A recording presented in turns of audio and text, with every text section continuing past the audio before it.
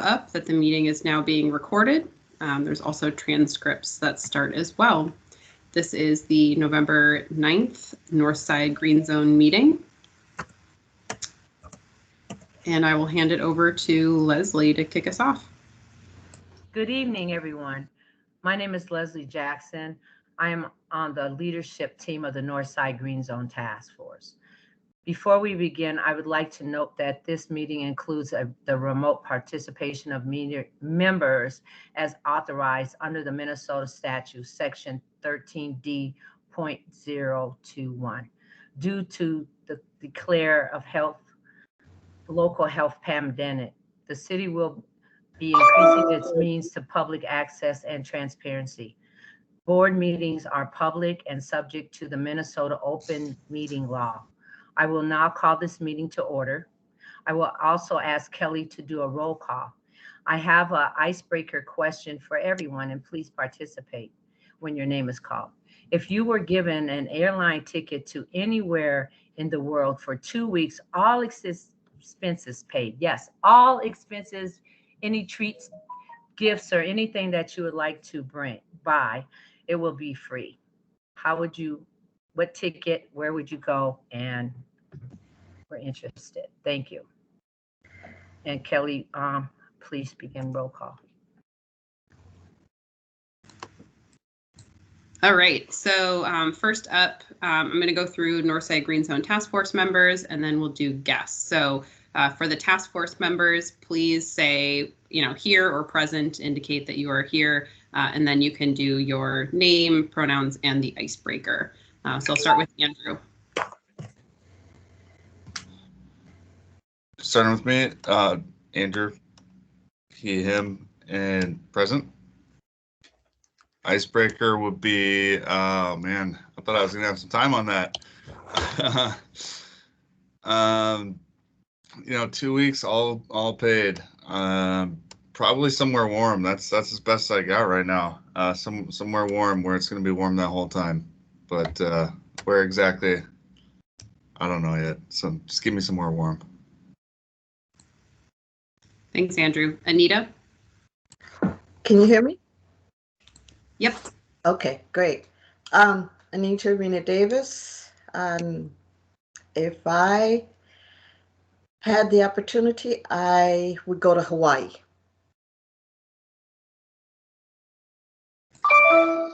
Nice. Jackie. Hey everyone, I'm Jackie. I'm use she, her pronouns. If I had a ticket to anywhere for 2 weeks, I'm gonna get on that Elon, Jeff Bezos train and try to go to the International Space Station. See how that is.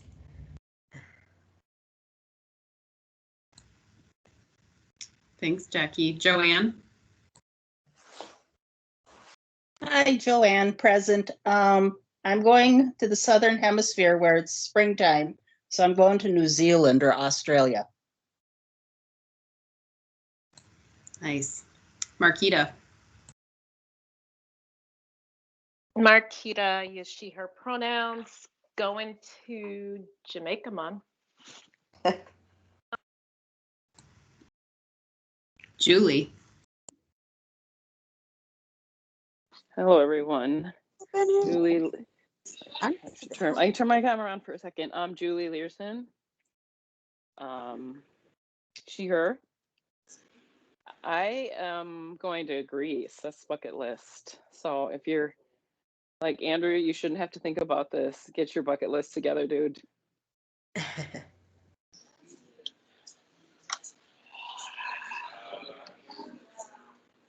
Leslie, how about you?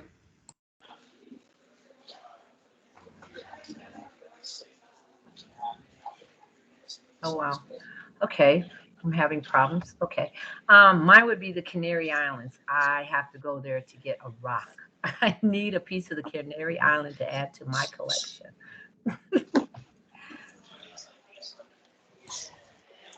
Thanks, Leslie. Michael? Michael Cheney. I'm going to go to Rio de Janeiro.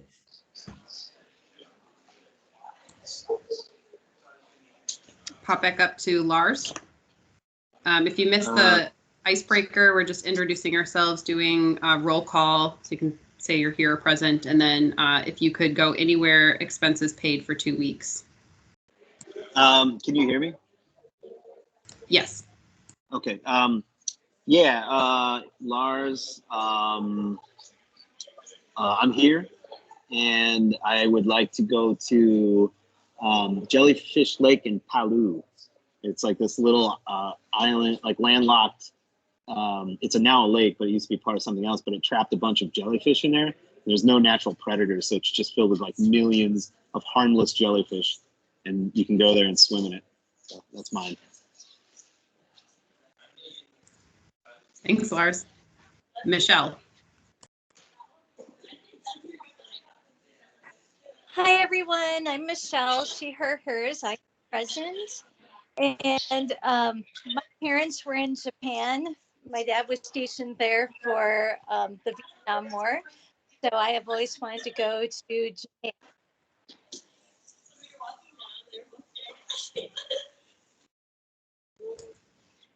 Thanks, Michelle. Vanessa.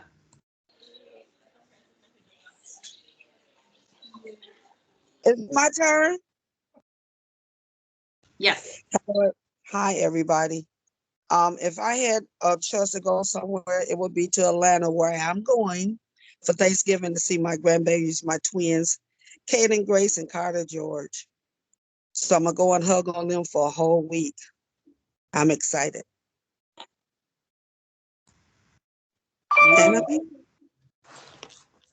Jim, go ahead. Jim, he, him. I would go to London, England.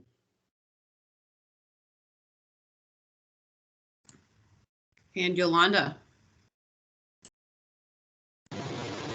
Yeah, I guess we were going by our first names because I'm always last. It's Yolanda, good evening. I am here and I would want to go to St. Martinique, Virgin Islands, the Dutch side.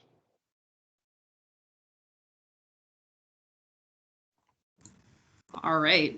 Well, that is a quorum of members. I will now move to guests. So first we have Angie. I'm the opposite of Yolanda, and I'm always first with the name of Angie. So, but I had some warm up to listen to.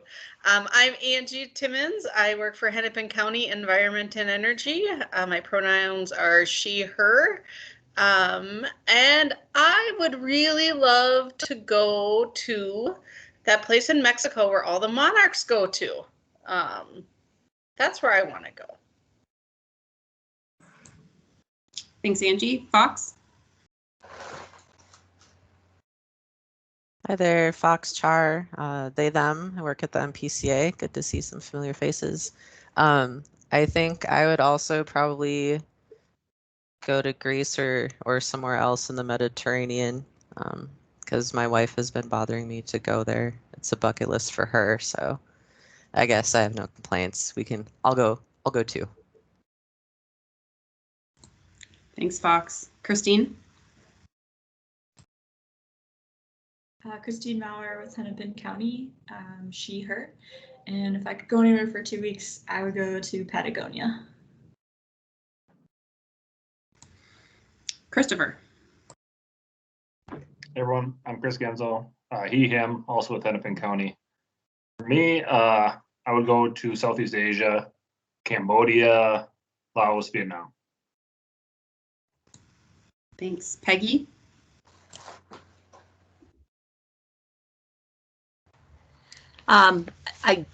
My computer doesn't like Microsoft Teams. Takes it a while to load. Okay, so Peggy Clark, I'm with the DFL Environmental Caucus. I lived on the south side there for a long time, and now I live north side. So I've been attending both of these Green Zone meetings.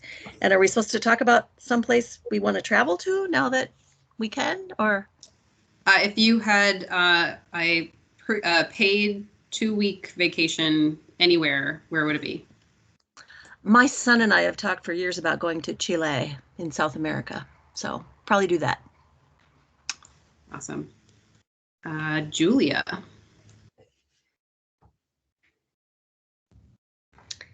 Hi, I'm Julia. I use she, her pronouns. I work with Kelly in the sustainability division. And if I had an all expenses paid trip, I would want to go to the Falkland Islands, which are islands off the coast of South America, like way down at the bottom. And I've just seen videos and pictures and they're so beautiful and there's penguins. So that's where I want to go. And I will wrap up. I am Kelly Mullman. I use she, her pronouns. I work in the city sustainability office and I staff both the Northside and Southside Green Zone advisory committees. The first one that came to mind was Alaska. It's been on my bucket list and I would love to just go hike Denali, do all the great things. And it looks like we have another guest who joined, Kevin Ding. Do you want to introduce yourself? Yeah, sorry, I was in here earlier, but my internet cut off. Yeah, my name is Kevin Dang, and I'm part of the North Minneapolis Province Zone as a data analyst. So I'm still new with everything here, so I'm just a guest here for today. Great, well, welcome. Thank you. Did I miss anyone?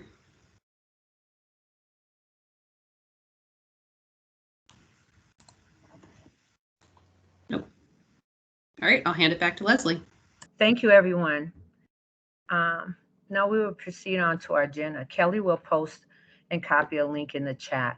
It's available at lims.minneapolismn.org. Today we will have a presentation and discussion with Hennepin County and their natural resource plan. Anita will open with a conversation about air monitoring at the Upper Harbor Terminal site. We will get updates on the community air monitoring project and vote on a letter to the City Council for the Green Zone budget request. We will end with announcements and open space to name the items for the future meetings, if there's time. Do I have a motion to adopt the agenda and approve the minutes from August 31st and October 5th?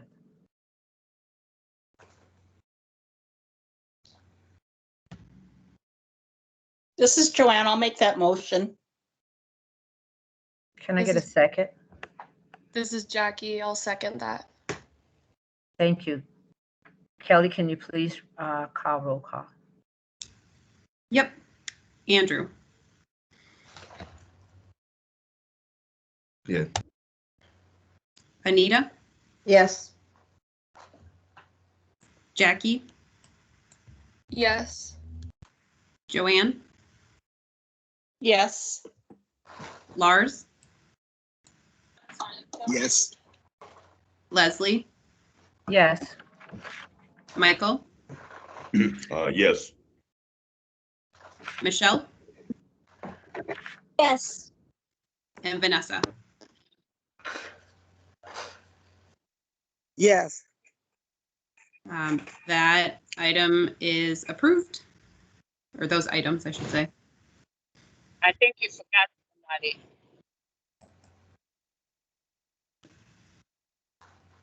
Did I forget any voting members? I believe I am. Yeah, Yolanda. Oh, sorry, Yolanda. For some reason, your name disappeared on me. Yolanda, please vote. Yes. All right. Thank you. Can I make a suggestion? Next time, let's mix it up and go backwards. Start with Yolanda. We don't want to lose her. Okay, so now I will turn it over to Andrew, who will cover the few Northside Green Zone Task Group norms to hold ourselves accountable during this meeting. Thank you, everyone, for coming today. Thanks, Leslie. So guys, I'm just going to run through a couple of these. We kind of pared it down from a long list. You guys may remember me reading through in a previous meeting. So this is kind of what we've set forward for ourselves. Just a reminder as we go through a couple of these. So especially as we have guests. It's an important for us to remember. So this is a public discussion. It's not a debate. So the purpose is to not win an argument, but to hear many points of view and explore many options and solutions. We want to listen to and respect others' points of view, and everyone is encouraged to participate. It's always okay to pass when you're asked to share a comment, but we do encourage participation. No one or two individuals should dominate the discussion. So if you've already voiced your ideas, let others have an opportunity. And when you speak, be brief and to the point. And to that, one person should speak at a time, refrain from side conversations. Pay attention to the person speaking. If you think you'll forget an idea, comes to mind, just write it down and come back to it. Do your best to understand the pros and cons of every option, not just those you prefer. Be as objective and fair-minded as you can be, and ask questions to seek clarification when you don't understand the meaning of someone's comments. We also want to try and just reduce individuals' comments from to 3 minutes. 5 minutes gets to a little bit of a dominating point, so we'll do our best to keep them in 3 minutes. Any questions with any of the rules, guys?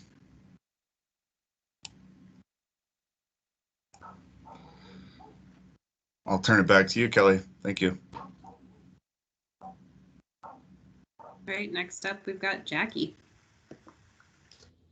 All right, as we meet here today, we give thanks to the land for providing our meeting ground wherever we may actually be on the other side of our screens.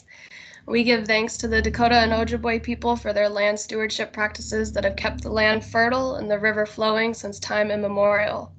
By showing up to this Green Zone meeting, we all agree to continue and co-create these stewardship practices, following the wisdom of the more than 30 nations indigenous to this land, while keeping our most vulnerable community members and ecosystems at the center of our attention. Thank you all for this commitment. Now let's get to work. So we're going to start with the presentation from Hennepin County.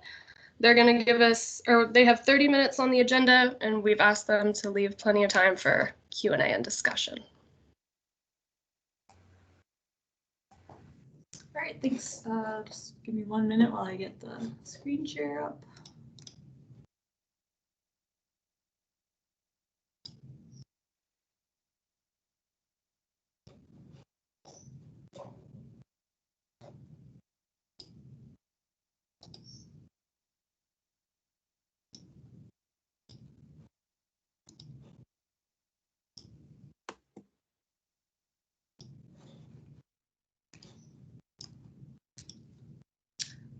Can you all see the screen? Yes. Yep. Yes? Okay. Awesome. First of all, just wanted to say good evening and thank you so much for inviting us to the Northside Green Zone Council meeting. We are very grateful for your time and participation in the work that we're trying to do to update our natural resource strategic plan.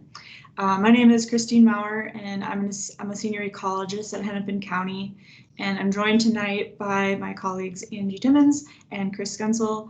Angie is the supervisor for our education and outreach group, and Chris serves as a senior water resource specialist in the land and water unit with myself. Tonight we are excited to share with you the work we are leading to update our natural resource strategic plan. This plan update will guide the work that we do over the next decade. It is also our first opportunity to incorporate climate and disparity reduction goals passed by our county board. Over the next 15 minutes, we will share with you what natural resources are in Hennepin County, their value, some of the work that we currently do to serve natural resources in the county, what the strategic plan is all about, how we are facilitating the update and conducting outreach, some of our initial results of these first phase efforts, and then hope to spend quite a bit of time engaging with you on what you care about and hope to see from us in the future and can include in this plan. So we have a lot of good ground to cover in a few minutes, so I'll go ahead and get started.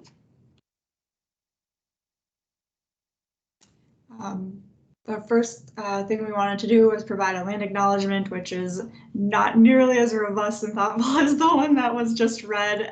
We are currently in the process of working with staff internally who are from many of the tribes that occupy Hennepin County to develop a more robust and specific acknowledgement. But in general, we are on the sacred lands of the Dakota Nation, particularly those of the Metawakan tribe. The lands we occupy here in Hennepin County was stolen through disingenuous treaties and genocide. We thank the Dakota people for being stewards of this land and continuing to protect and care for our land and water. So many of this was probably review for a lot of you since you're very interested in natural resource and climate topics. But for those of you who may be less familiar, Hennepin County is rich in natural resources. This includes lakes, rivers, urban parks, forests, prairies, and even quite a lot of farmland in western Hennepin County.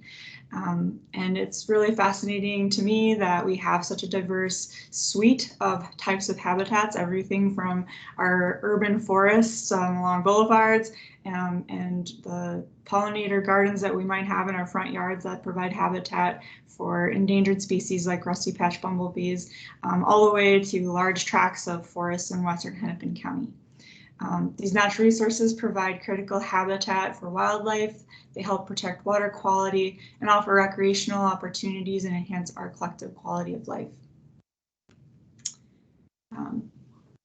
For you and your community, these natural resources help to ensure healthy environments for future generations, provide habitat for wildlife and diversity in our ecosystems, keep natural and rural character in our communities, provide equitable access to recreational opportunities and local food security, strengthen our resilience to environmental challenges and natural disasters, and connect us to nature and help us be better environmental stewards. We do a lot of work currently in the Land and Water Unit to help steward natural resources in Hennepin County. So I'm going to go briefly over a few of our current programming areas. We first engage the community in protecting water quality. This involves oftentimes working with volunteers through things like the Master Water Steward Program, or working with lake associations, watersheds, and cities, which is a lot of the work that Chris works on. We also work extensively on preventing the spread of invasive species. This includes both aquatic invasive species by providing public boat washing stations at public accesses, grants for organizations to help educate about aquatic invasive species, and also working along our roadways and on county properties and with cities to eradicate dangerous and damaging terrestrial plants like wild parsnip, things that cause economic and health damage. We also do currently quite a lot of work with the protection of wetlands and natural areas. We have easement programs and grants that help to protect these areas forever so that they're there for the future and future generations, and also to help restore these areas and enhance these habitat places so that they are improved for not just water quality and carbon sequestration, but also for the variety of rare, threatened, and endangered species that do occupy Hennepin County still to this day. We offer quite a few funding and technical assistance programs through grants and also through cost share programming. We offer programs to help diversify our tree canopy through our foresters. They have several grant programs associated with that, and also working with cities to provide trees for boulevard planting. And then finally, in support of our agricultural landowners, we work with private landowners to help improve agricultural systems and also to install best management practices that help to mitigate stormwater and erosion to help benefit our soil and water quality. So what is the Natural Resource Strategic Plan? So I've talked a lot about what natural resources are, what they mean, and some of the work that we do currently around natural resources in Hennepin County. The strategic plan is really our outline. It's our guidebook for the work that happens in our unit in Hennepin County. It helps us to understand staffing and resource needs and the priorities of our work. It also, like I mentioned in the introduction, serves as a guidebook for the next decade of our work. And most importantly, I think, in my opinion, is an opportunity to infuse goals related to climate change and disparity reduction that have never been integrated into our natural resources strategic planning in the past. And I think this is where we switched it over, Chris. I can't remember. Yeah, I can take this. And I'll just kind of briefly go over this slide because there's a lot going on here, but the intent of this isn't to do the plan in the next month or the next week. The intent is to work on this over the next year or so, actually a year plus. So we have a lot of work we have to do. We're in just finishing the information gathering stage and moving on to development. Sorry, I got my dog trying to get my lap. From here, we want to talk more with the public, but review some of the information we got during our outreach. And the items you see outlined in orange are areas we intend to either have done outreach or will continue to do outreach through the planning process. So right now we're meeting with members of the public, like in these meetings, meeting with a lot of our critical partners, at the state, at local governments, and we'll be condensing that information into goals and objectives. And then really the plan content that exists in the plan. And the intention is to go from there to another review period this spring, and then work towards adopting that plan next fall. One new initiative I'm really excited to undertake here is really looking at a lot of our programming through an equity lens. It's not something we've done really holistically across all of our programs. We've done it in individual programs, but not across everything. And we're using a racial equity impact toolkit to do that. The crux of it really is to understand for the programming that we have and that we intend to have, what are the both intended and unintended consequences of each of the strategies and actions that we have. Does it truly benefit all members of the community, or does it selectively benefit some over others? A classic example would be like for the work I do in water resources.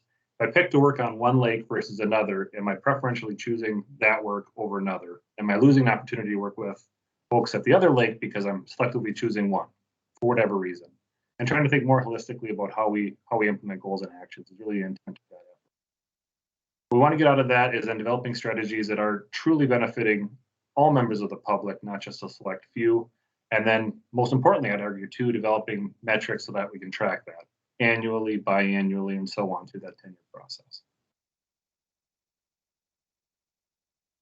So we've done a ton of engagement work so far from summer through this point of fall. Our engagement really intended to focus on online work. Well, obviously, we're in a global pandemic, so we wanted to limit the amount of in-person interactions we had to have. We focused on online surveys, emails, and other social media outreach. We made all our materials available in any language by request, but we made sure to make it available in 4 languages: English, Spanish, Somali, and Hmong. And we had a lot of success through that online survey.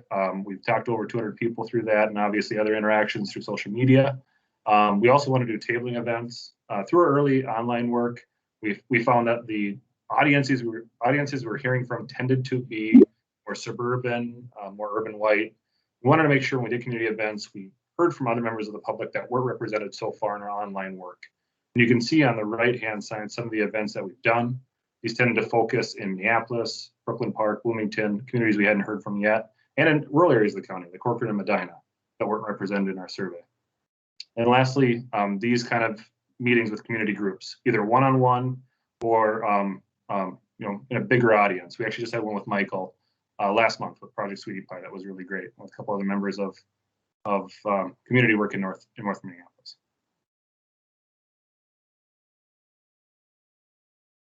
So I wanted to highlight one of the things we heard in these community events, and you can see one of the tables we had set up. This was at River Park in Brooklyn Park.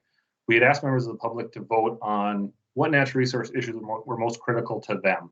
And I'd asked Kelly to provide this in some of the meeting materials you guys had seen. So they had 12 jars in front of them, and they were asked, on each of those jars, I should have mentioned too, was a natural resource issue, like loss of habitat or water pollution or climate change.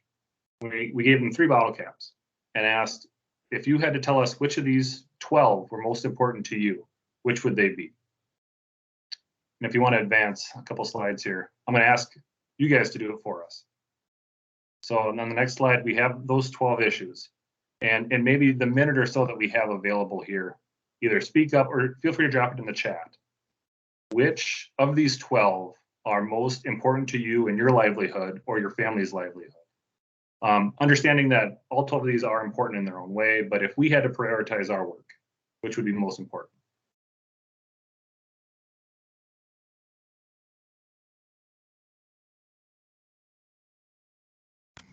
A quick question while we're on this topic.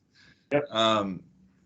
As I was going through them, I didn't see air quality, and I'm guessing it doesn't. It's something that might be brought up, but was just curious how air quality plays into this as well. Yep, and that was one. We have a few on here that we had considered adding that were very important, like disparity reduction, working with Indigenous communities, but we wanted to weave into a lot of our work. Air quality, to me, kind of runs that gamut, but it was also part of climate change, and you can see where climate change was. We had some of those poor air quality photos, so we incorporated it in that way. It kind of came down to if we had to choose 12, these are the 12 that came up, but there could have been so many more. But for the sake of kind of this discussion, I guess that's the bucket I would put it in, for lack of having its own. I have a question. This is Leslie. So you put the air quality with the climate change and not thinking or considering that has something to do with the bigger picture of everything. And because you're Hennepin County and air quality is a part of a natural resources, and you guys are not regulating or even advocating for some of the toxins that we're breathing in our air.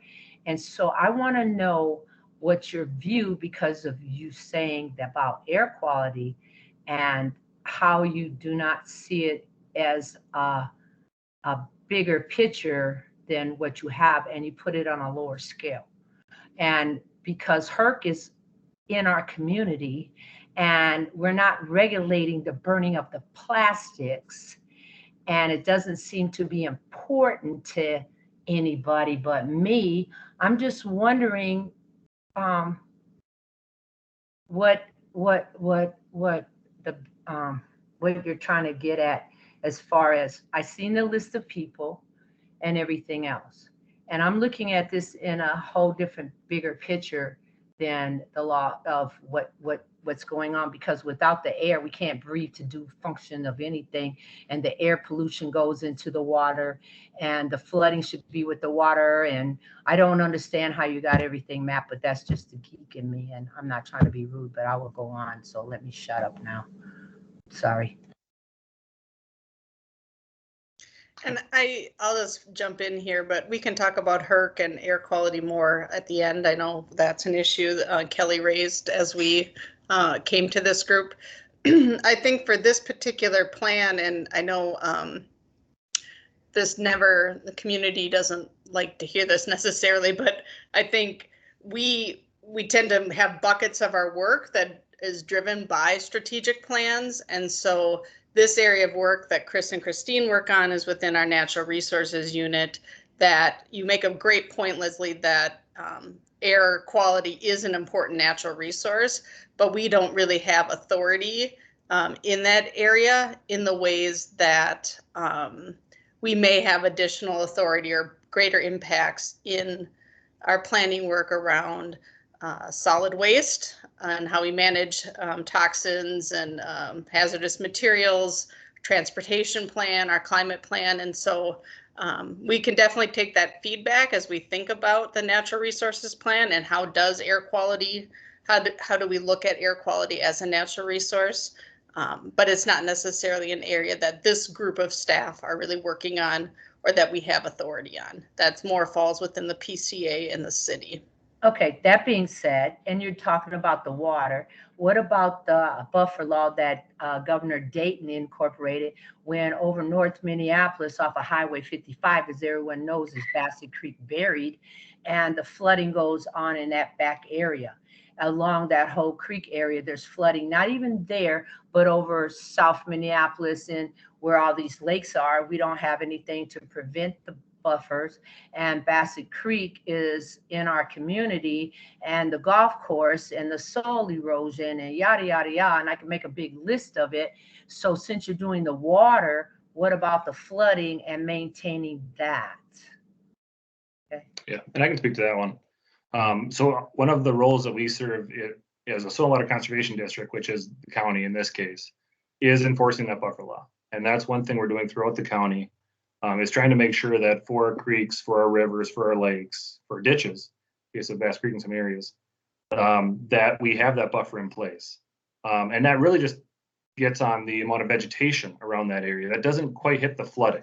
And that's an even bigger and more complicated issue, but one we have to work on with our cities to understand that for these pipes, and Bass Creek becomes a pipe, obviously, at one point, how can we make sure that that pipe's big enough to handle the bigger rainfall events we're seeing, which has been a huge issue through many areas of Minneapolis. And that's something we definitely want to consider in this plan.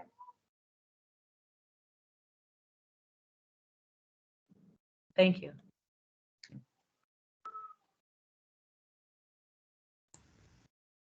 Looks like Michelle's hand is raised. Thanks, Kelly. So one of the concerns I have is the climate plan did not have anything about urban agriculture, and I'm sure that's what you talked with Michael and everyone there about. So I'm curious where that fits in here. And Christine mentioned boulevards a lot.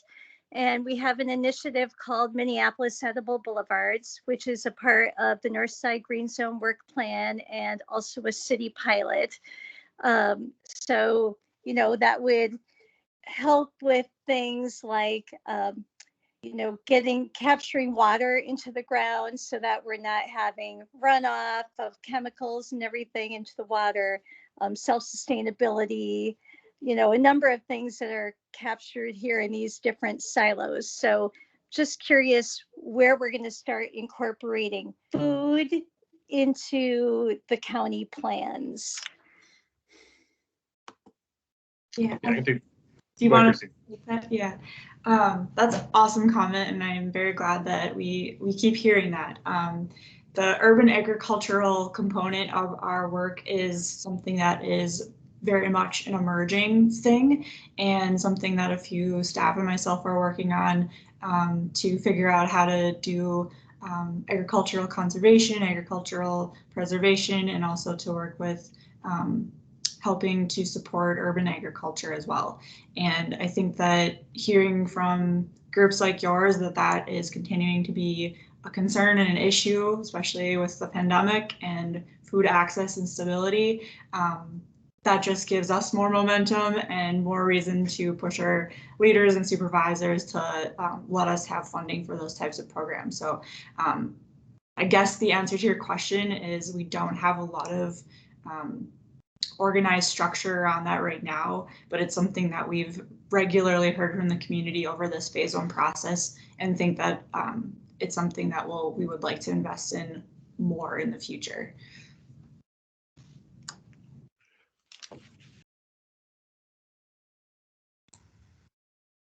And then Anita, go ahead, and then maybe Chris will let you finish up the slides. Okay. Oh, Mike got his hand up too. Go ahead, Anita. All right, thank you.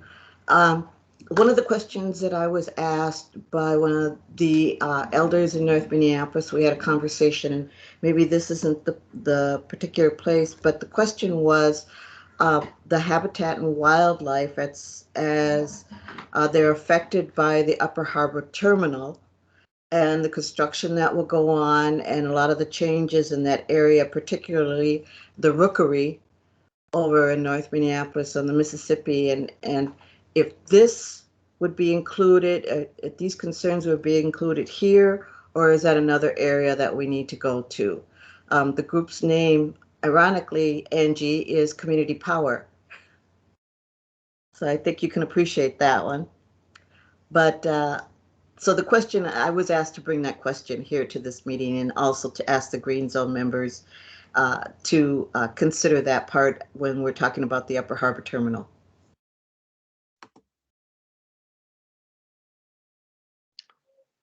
I agree, Anita. This is Roxanne. Sorry, I'm late, y'all.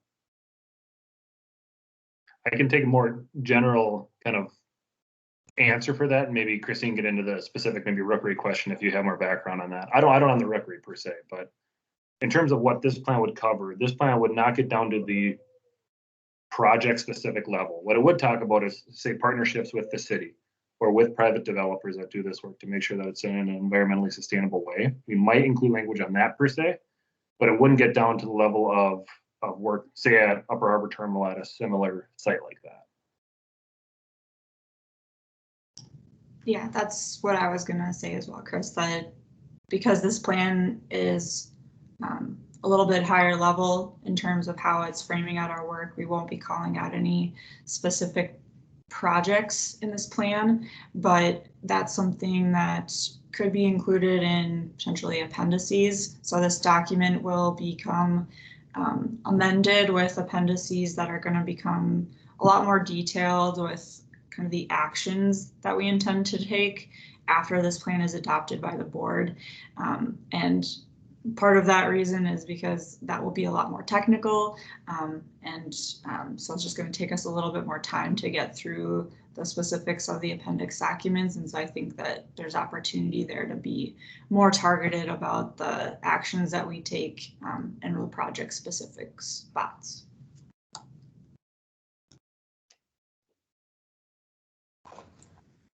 Michael, did you have something you wanted to add? Yeah, well, I think that that's the problem with government. And this seems to be just another example of the approach. You know, you use the language higher level. Let's talk about boots on the ground solutions rather than focusing on our deficits. Let's start talking about active process in terms of, you know, I just heard Anita and folks talking about solutions. You know, if we started from solutions and didn't think that we had to go through all of this academic rhetorical exercise, we wouldn't be facing the problems that we're facing in the Upper Harbor or any of the rest of these places, because community members aren't just coming about areas of concern. They're bringing best practices towards solutions. And yet we always then relegate and push back. We should be talking about what are our sustainable development goals and not keep perpetuating the same kind of infrastructure, academic and rhetoric that really keeps kicking the can down the road when people are looking for the Upper Harbor Terminal and the fact that it didn't meet its environmental goals. Until we put those regulations in place, just like you do on homeowners that have a piece of trash on their lawn and you get all in their behinds, until we start making that a municipal practice or a county practice or a state practice, then we'll always be evading solutions and just focused on rhetoric and theory. And so I think that what is important to your community should be, what are solutions that you see to some of these consequences that have been developed over years of mismanagement by government, failing to listen to those residents in their community who have active concerns and have given voice to active solutions.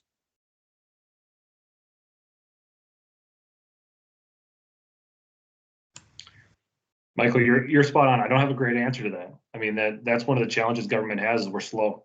And I think when it comes to this planning work, what we want to do is get the programs in place to be able to do great work. And like, say, for example, this, urban farming initiative, we have to be able to get the plans in place to ask our leadership, hey, give us some money to do this and work with the public.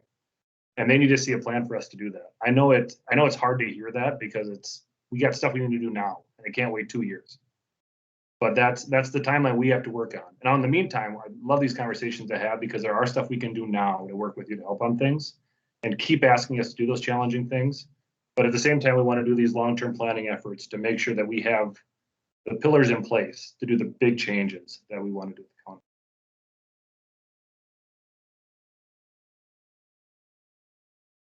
I just have one final question, kind of adding to what everybody's talking about the upper terminal. I don't know how it was able to get passed with this AUAR, and it's very vague, and an AUR shouldn't be acceptable by the city when planning is done where residents reside. I think it's something that needs to be out in the farmlands or something in that category, because it doesn't give the exact or precise amount of any kind of element that's going on. If you look at the AUAR that the upper terminal is getting away with, and do a comparison to the form of the EAW, you will see the big difference and how us as a community, I don't care that you work for the county, I don't care you work for the city, I don't care if you live at the governor's house. We are all affected by the change and the dynamics of what happens in the development of the state, as well as our surrounding areas. And until everyone realizes that this is where you live too, because I don't think you're flying out of here anywhere in space to be away from the madness that is being allowed in our state to happen, and we have opportunity to make a change. Maybe it's me not comprehending, or maybe it's the lack of people really thinking that they too live here. I don't know, or just saying, well, let me make this plan. So me, as my studies from the university as an environmental scientist, and analyze and fall in rabbit holes in the management of the planning, and I will continue to say this, I don't care what you build, manage our land, because we live here. I am Black Indigenous.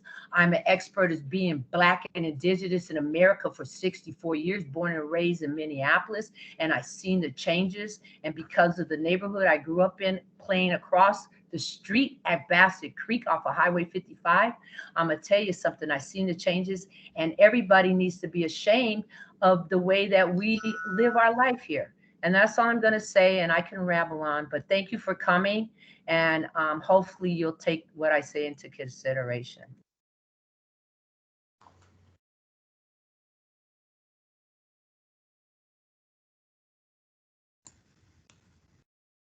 Anita, did you have something related to that? Just one last comment.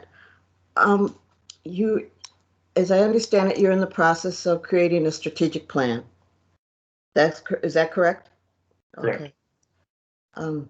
As some of you know, some of you don't know, I used to be part of the Hennepin County Environmental Services Department, and I used to be part of those strategic planning.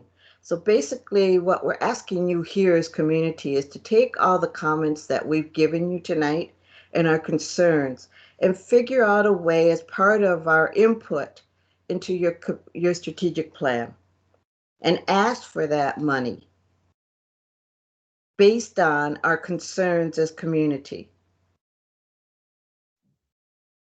We've gotten a lot of feedback tonight, and these are the things that we're talking about. These are the conditions we're living in. As Leslie's talking about toxic air, I mentioned the habitat and wildlife as it's related to Upper Harbor Terminal. These are things that are concerning us now. And so as you're creating that strategic plan, that input should be included in it, because it's important to us, so it should be important to you. So I'm hoping that you're hearing everything that we're saying tonight. Because as you're going out to the communities and you're gathering that input, consider this part of that input that you're gathering. These are parts of discussions that you would probably have at a community event at a table. No, they're not, because when they're out in community events, the atmosphere isn't conducive to real input. You know, we should be having an environmental town hall forum. I mean, that's the kind of aggressive, really constructive, demonstrative input that needs to happen, not just feel good, campfire talks, that really never lead to nothing. I think we need to have a come to Jesus meeting where, why aren't we talking about, especially with the let's talk about environment as infrastructure. And if it's infrastructure, then it's no more, no less important, and resources already aligned with Build Back Better.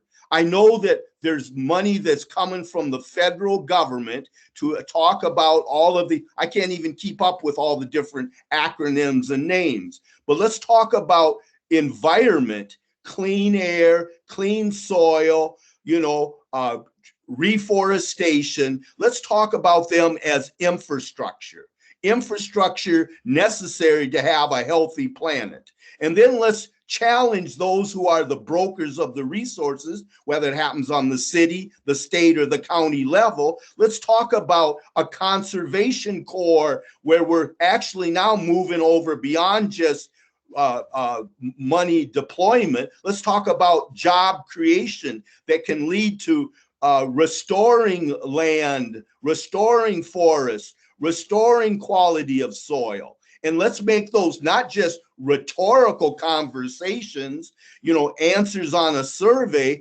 Let's really just put into practice, let's out of some of this Build Back Better dollars, out of some of this infrastructure dollars, let's talk about real tangible exercises that focus on the forestation, reforestation of the river, that talks about let's bring in how many people died from the pandemic.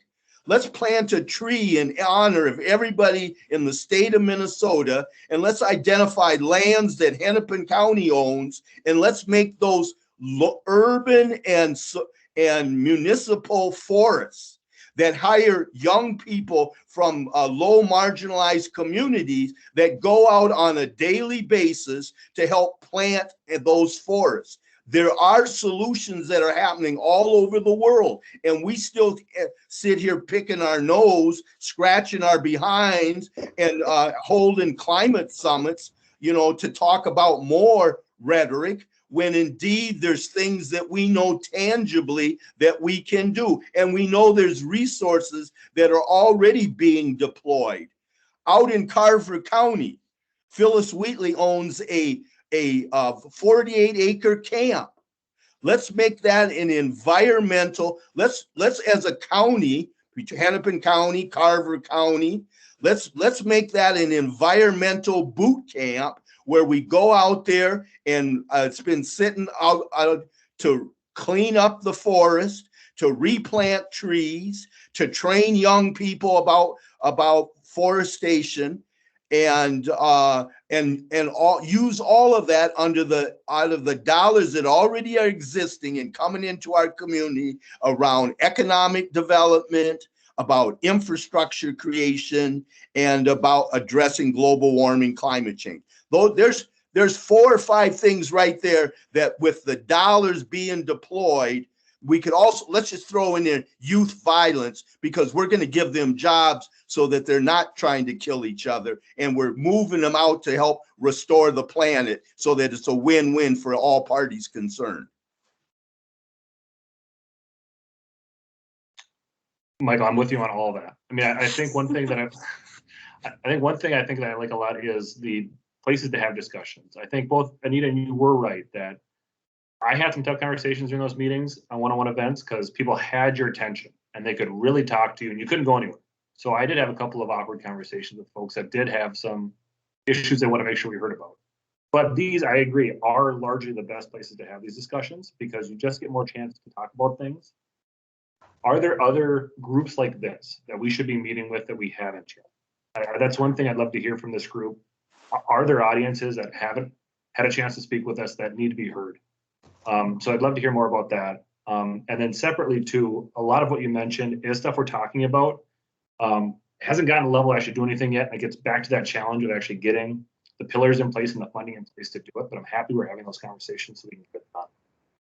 And I saw Christine and Angie taking furious notes. So that's good too.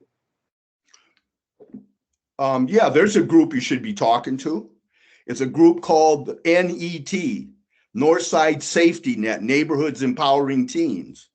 We just hired 10 Northside youth between the ages of 14 and 18 to become environmental ambassadors environmental stewards. And instead of you necessarily, or people from Hennepin County being out there and administering some of these surveys and having these conversations, let's mentor you alongside, since Hennepin County is also a partner in that process. Let's see if we can shift some of the outreach dollars over to NET, and let's have you do some direct service training with some of these young people, and let's bring them out to some of these events, and let's even have them stage their own conversations and activities, whether or not at the grocery store, at the Sunday morning church services, the Wednesday night church services. I mean, let's go deep into the roots of the community, and let's bring these young people who are the next generation of urban earth stewards. Let's already put them to the test and put them to the task for helping really get granular with this and really have them help create some of the outreach that you guys have been doing. Let's bring them on board already, since they're already in the mix, and let's put them to work. Okay, thank you, Michael.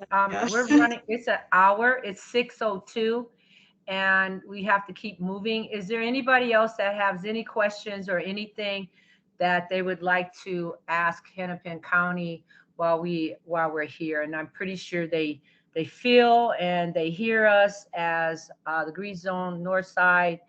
Is there anybody else that like to add to anything that we discussed? Thank you, Michael. I'm just reaching out to the rest of the group because we have to watch our time. I have a question. I had my hand. Yeah. Okay. So I have a question, and I would say that I agree wholeheartedly with what everyone else has said. But my question is, and I say this with all humility, why haven't we had these conversations? Why didn't you come to us before the survey or during the survey to ask for the input from the community? So one of the things that I think that you are experiencing right now is the frustration of this is the same old soup just warmed over, and dollars are put in our community, and then folks that don't look like us, nor do they have our best intentions at hand, are not asked to come to the table until after the fact. And so in and of itself, that's disrespectful to the community. So to come after the fact and say, oh, I wonder what we should be, what kind of conversations we should be having with the community. It sounds like you guys are some pretty intelligent people, and I'm wondering why you continually come to the table after the horses come out of the barn. Somebody's left the gate open. Then it's like, oh, by the way, it's like an afterthought. So that's my question. And I guess I would say, what are you going to do in the interim to rectify some of these concerns that we have, and come back to us and give us an update around here are some corrective actions that we'd like to see being done in response to this conversation today. Yeah, thank you so much for sharing that. Hopefully we're doing a little bit better job this time than last time with getting out in front of the plan. That's why we're having these conversations. We haven't written anything at this point. So everything that we're hearing from you today is before a word goes on paper. We started with an initial survey, and I'm hearing that there is desire that in the future that the community has time and opportunity to comment on what types of questions go in that survey.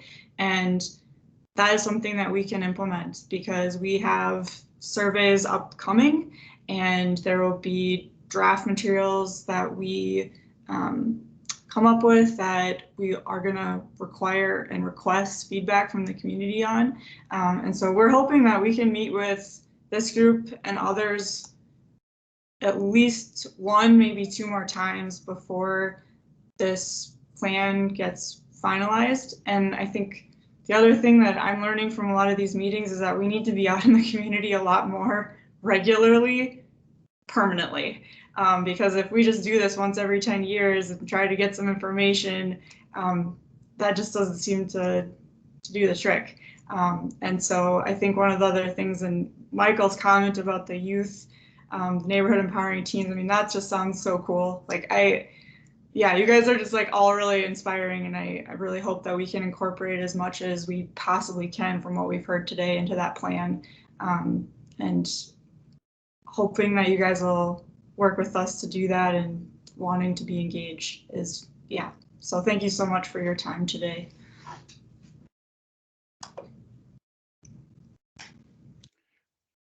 I'm going to just say this last comment.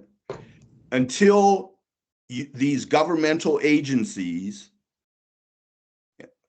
understand that, you know, you can be in community or you can be of community. And that, again, this top-down methodology is antiquated, outdated. It is, in fact, the heart and soul of white supremacy and institutional racism.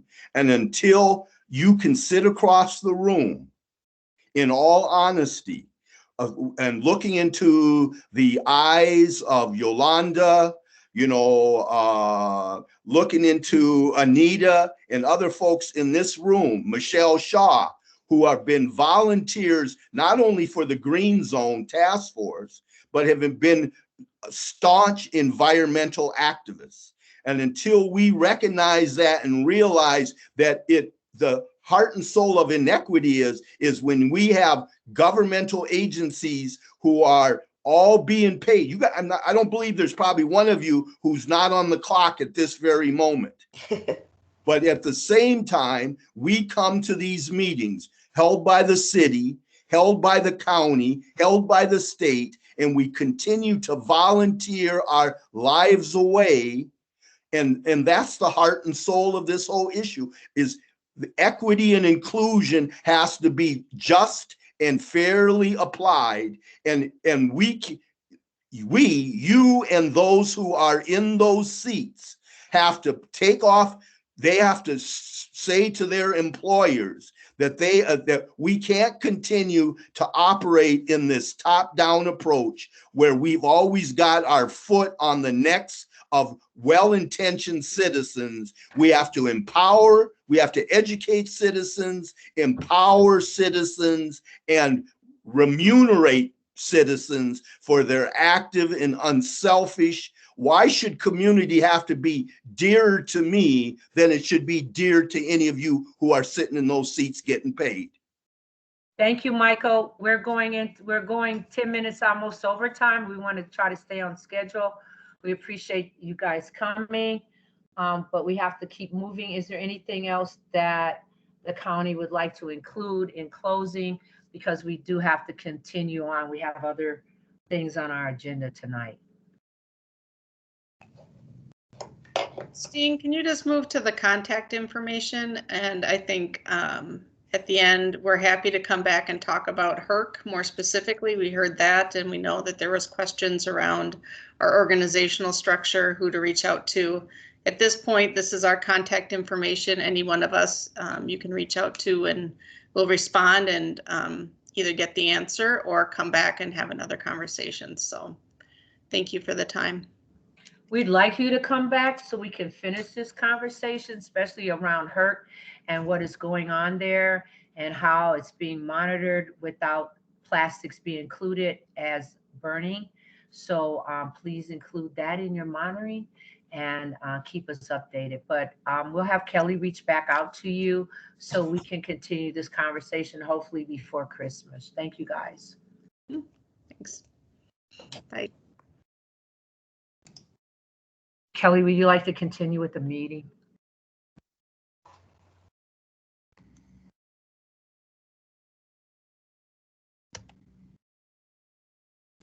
I'm on mute. So I think Andrew is facilitating the next conversation. We're handing it over to Anita to introduce the next discussion. Okay, thank you.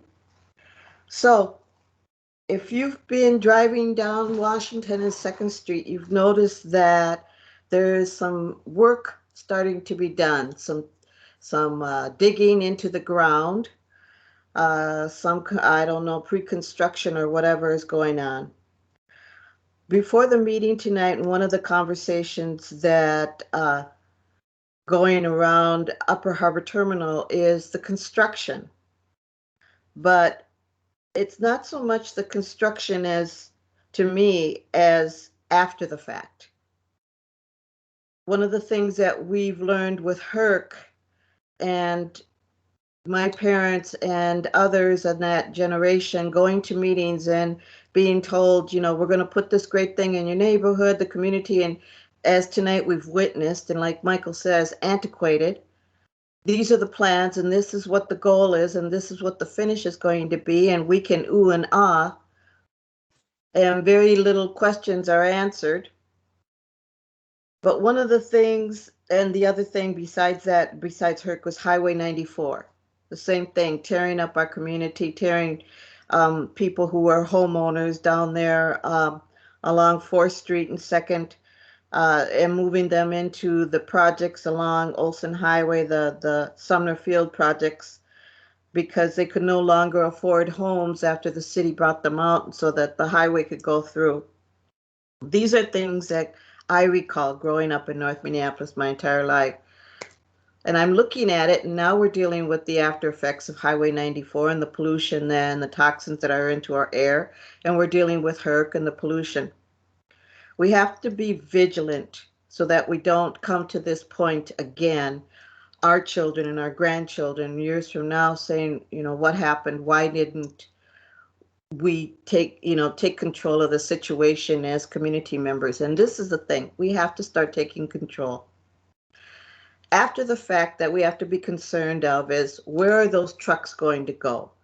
They're going to close down 2nd Street because the Upper Harbor Terminal is going to be right there where 2nd Street comes to Dowling. And you know, when you live in North Minneapolis, you drive through there, those big trucks that are coming from those manufacturers and those construction and or not the, yeah, well, there is a construction business down that way, but a lot of those companies that have big trucks that are going all over, not just the city, but throughout the state. There are 2 exit ramps to Highway 94. One of them is on 26th in Washington. The other is Dowling. And I just said Dowling, from the looks at the map, Dowling's going to be closed off to those trucks. Where are they going to go? We have to watch and be vigilant about where those trucks are going to be rerouted. The city right now is probably making those plans, how to reroute. We know that 26th Avenue has got an entrance. Do we want to keep that exit and entrance open on 26th for those trucks? We want to make sure that they're not going down the next largest street is besides Washington, which gets cut off, is Lindell. We've got children who are waiting for school buses. We got adults and, you know, of all ages waiting for buses on that route. We've already got the buses spewing their diesel fumes. Do we need trucks going down Lindell Avenue and through our neighborhoods being rerouted also with the diesel fuel? Those are toxins in our air. So one of the things that I'd like for this group to go, and I can take the lead on that because it's my suggestion. I always believe if you have a suggestion, you should have a solution. I can take the lead on making sure that being vigilant as part of the green zone, that we keep those trucks off of our community streets, that they look at where they're routing and keep them to industrial routes that they have right now, and keep them off our community streets like Lindell Avenue and going down West Broadway into our other businesses. How do we do that? We contact the city and we start being part of that planning process. The other part of that that's concerning me is if you go on 94, and I know many of you do, you see that there are no noise walls. There's nothing. It's all open. Now they're planning some parks and some concert venues over there on Upper Harbor Terminal, but nobody has talked to us about noise control and how to shut that down.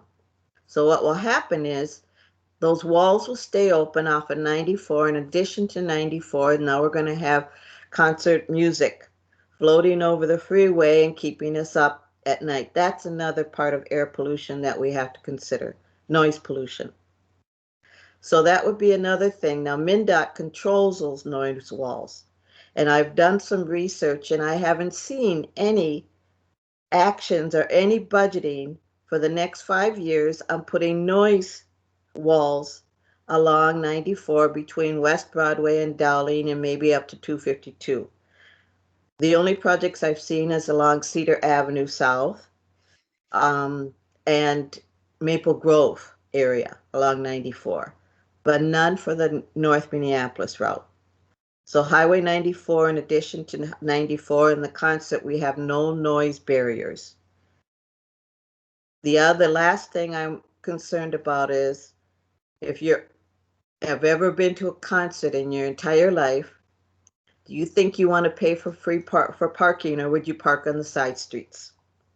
That means our communities. Now, if you remember when you were younger, going home, you made noise, you spewed your garbage, you didn't care, you didn't think about it.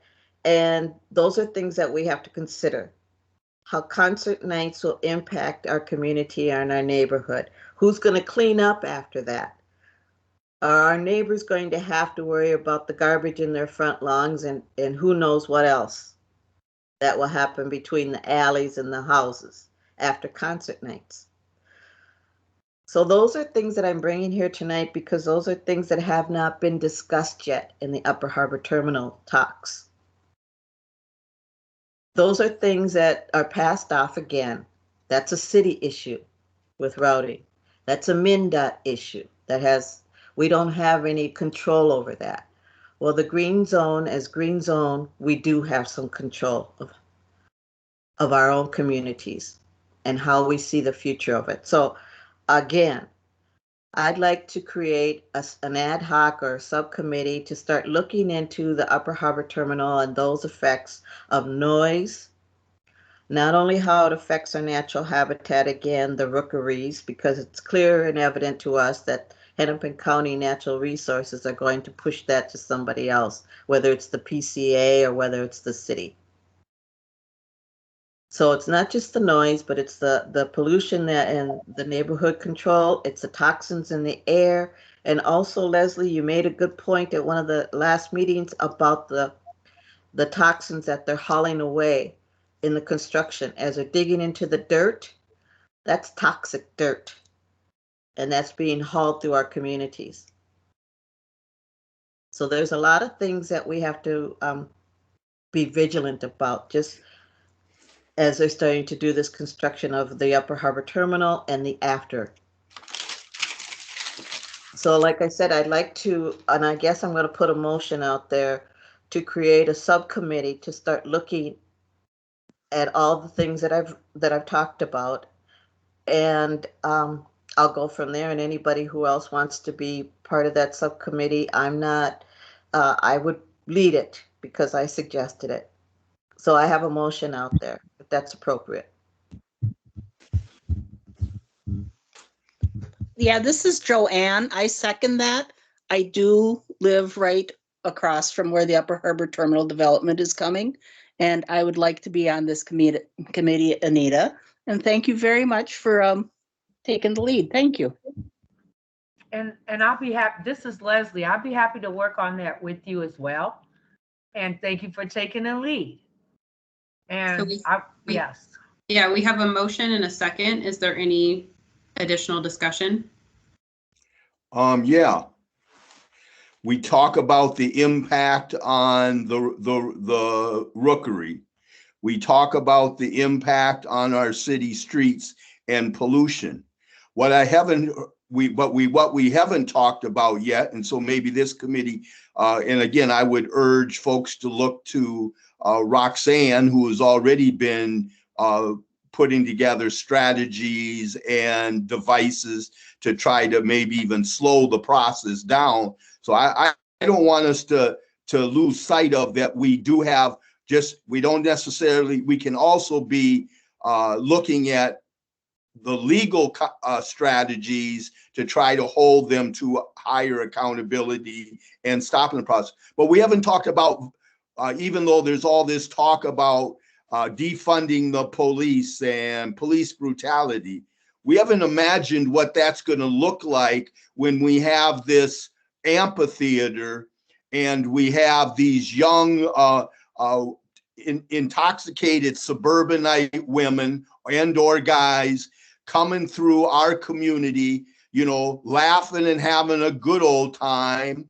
And then yet there's young men and women in North Minneapolis who are suffering the consequences of poverty and, again, institutional racism. What does all that mean in terms of the policing that will be set up to safeguard those suburbanites, the kind of tick up in police brutality, of incarceration that's going to lend itself to this when you put those the haves and the have-nots in the same barrel, it sometimes gets twisted. So I would have you look at violence.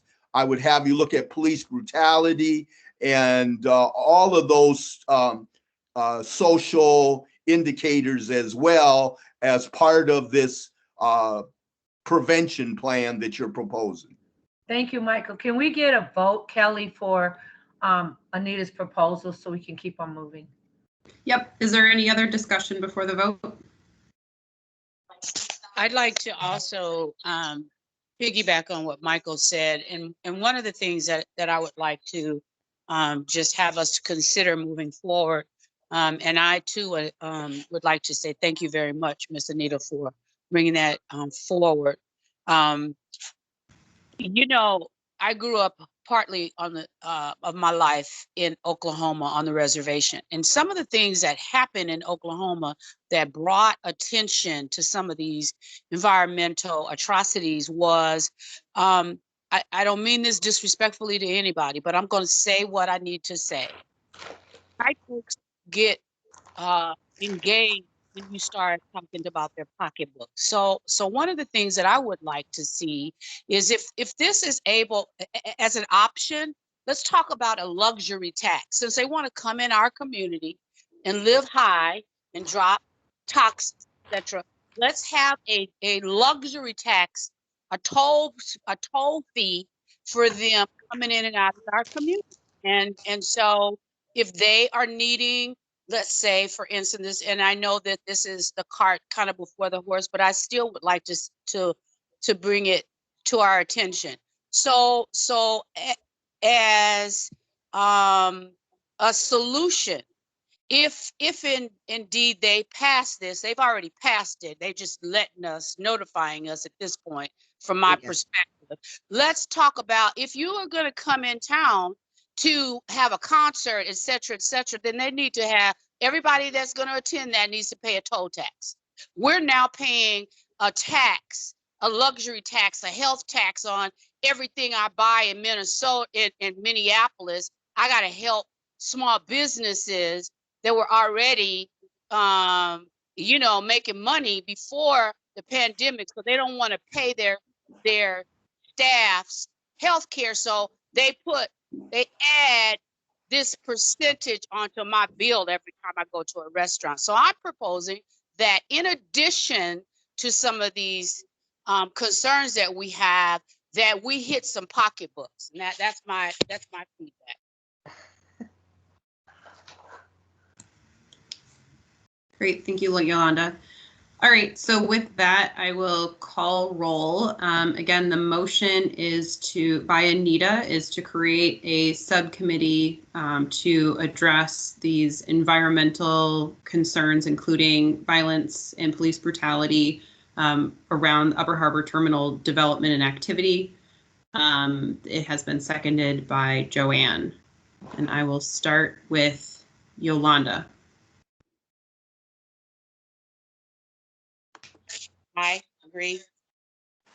Vanessa, I agree.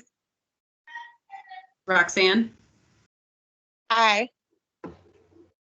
Michelle,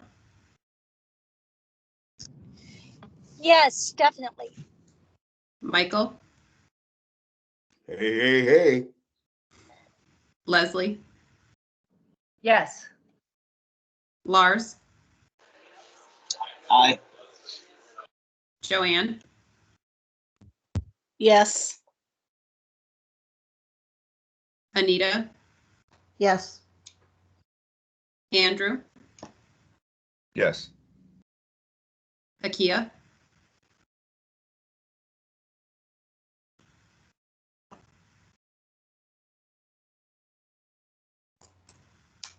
Akia, are you there?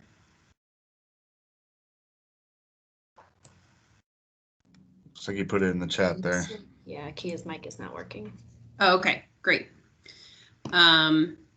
Okay, so that is a majority yes on that motion. The motion carries. So we can continue in this conversation with that committee established. Kelly, could I ask you to send an, am I on? Yep. Okay. Could I ask you to send an email to everybody and ask them to contact you if they're interested in being part of that, and then let me know? How about I ask them to contact you if they're interested? That's fine. Okay, everybody can have I'll put my email in the chat if they don't have it, but otherwise they can look at the email that you send out too. Perfect. Okay, my email's in the chat. Thank you, everyone. Thanks, Anita. Kelly, should we roll along here? I think that's good segue to talk about one of the projects that I think is making some good progress here, and it's an update on our community air monitoring project. I think we can maybe have some inroads on how the Upper Harbor terminal process can go, and that's collecting data points. So an update on the community air monitoring project is we have started asking for those who want to participate by actually placing devices at specific locations in order to gather more data across both the north side and south side green zones. Curious, I don't know that everyone's had a chance to speak on it, so it's kind of open forum right now on questions our group might have on how that project is getting rolled out, or opportunities for involvement. But right now it's just a kind of open forum to discuss more about that project and possibly putting some things in place that that can be utilized by Anita's group subcommittee as well. Yeah, and I would just add on that segue, Anita, Joanne, and others who are going to be participating in that subcommittee, if you're able to identify intersections or parcels that are in that area that are either city-owned or where you might have a relationship with somebody who owns the property that might be amenable to having an air sensor on their property, that would be a great connection to the community air monitoring project. There's a couple sites on the south side where I've already received requests to check with city staff if we can place air sensors on some city-owned land. So that's something that I'm happy to follow up on with an internal request. So just let me know how I can be helpful in getting air sensors as part of your work as well. Okay. I think we should go one step further than just asking people to be air monitors. I think again, we need to start investing in our youth and investing in our residents. Let's think in terms of it as a infrastructure matter. Again, who are those residents that are going to be most impacted? Who are those residents that we want to engage and become active environmental watchdogs? And, you know, and with that, in terms of some of the work that I could foresee that Anita and others doing, is there some resources that we could identify and deploy to those river watchers, water walkers, you know, that become part of a force in terms of long-term community security and in co-creation. And so is there resources not only to put these monitors on people's houses, but can we use it as a strategy to really engage a force that really of residents who are river watchers, water walkers, you know, river walkers, and who we then see them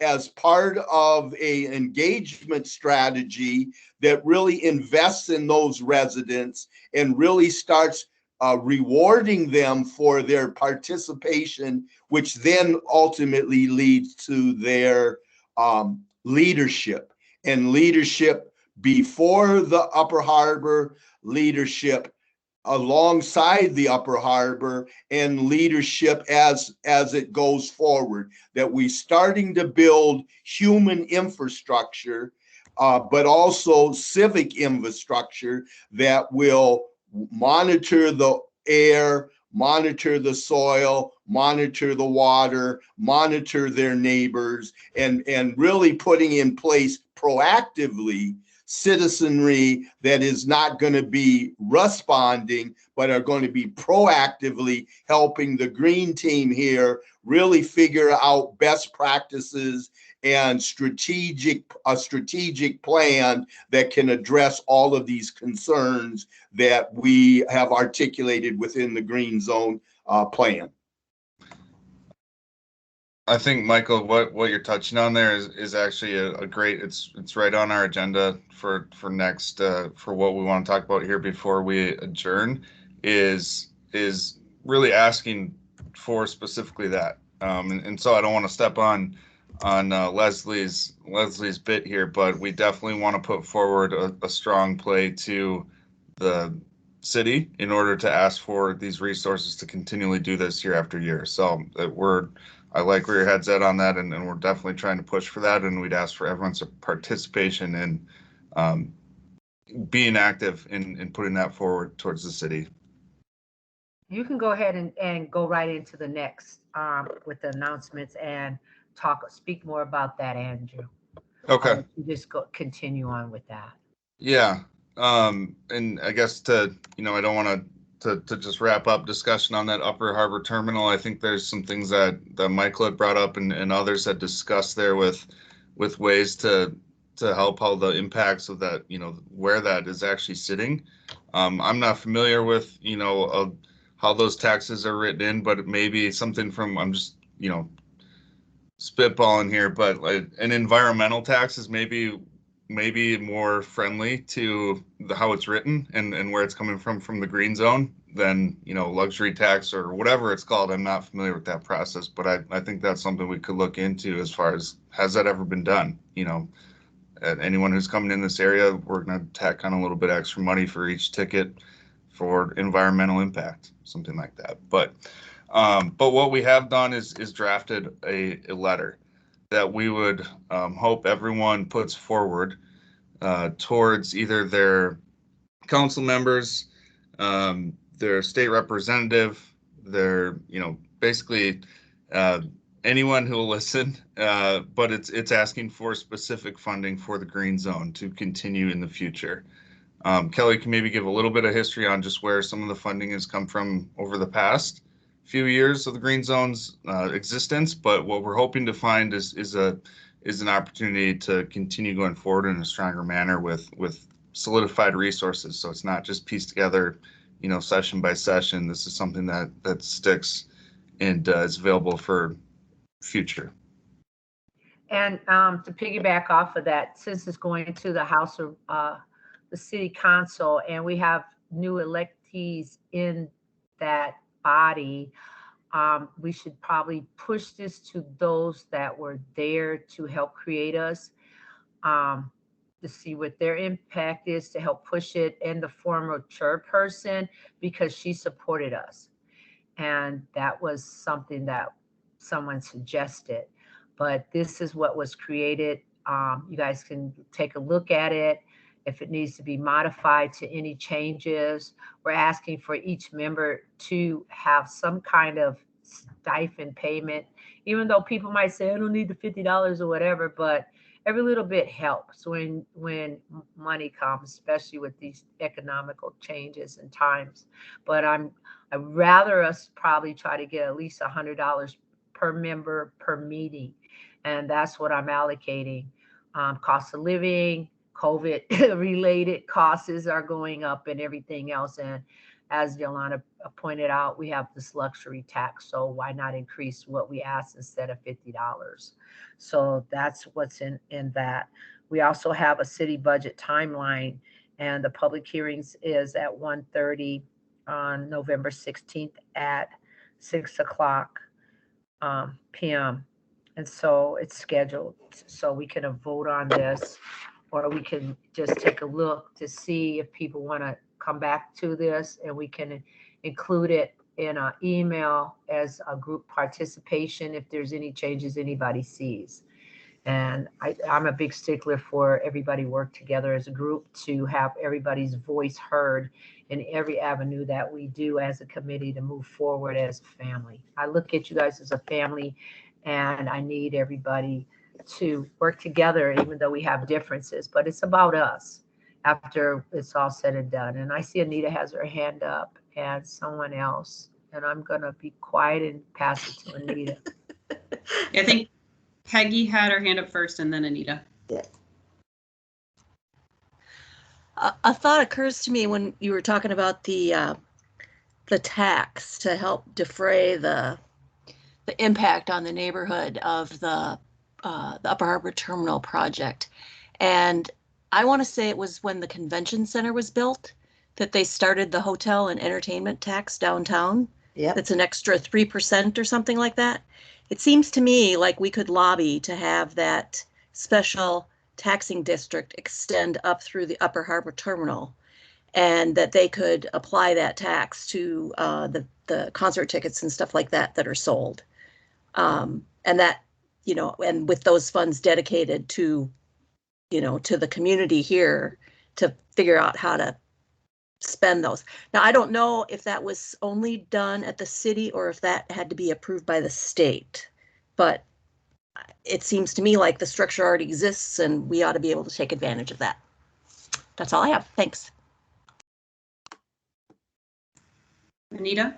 Okay. In answers to Peggy's statement, I think that's something that we can look into in our committee, because I'm also thinking that they should, Upper Harbor Terminal, whoever handles concerts or whatever, should also be taxed or pay some funds or fees to the residents too, just for having the concert. That being said, I was wondering, I read this letter, and I wonder, Kelly, do we have a quorum still? Yes, yeah, we can vote on it. Okay, I'd like to make a motion that we approve this letter. I would second.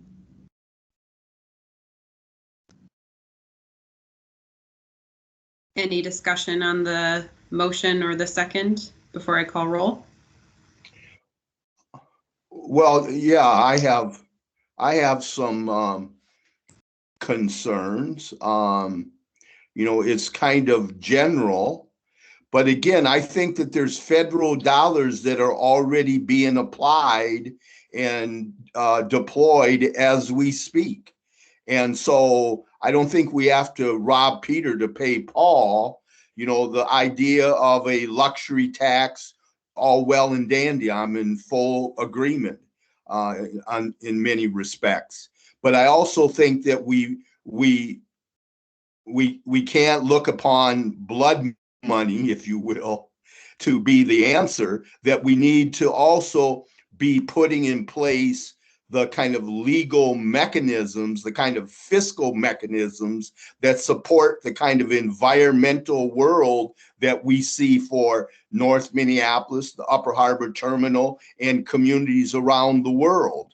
And so there are dollars that are already being deployed. I don't want to see this get commingled, if you will, where again, we lose sight of, you know, some of the kind of infrastructure dollars, build back better dollars, even claiming environmental improvements as an infrastructure matter. And, you know, that we've got to get beyond the destruction of the earth to talk about the construction of the earth, you know. And if we don't make that a top priority and an environmental, I mean, in order to be a member of this meeting, we all had to abide by some rules and ethics.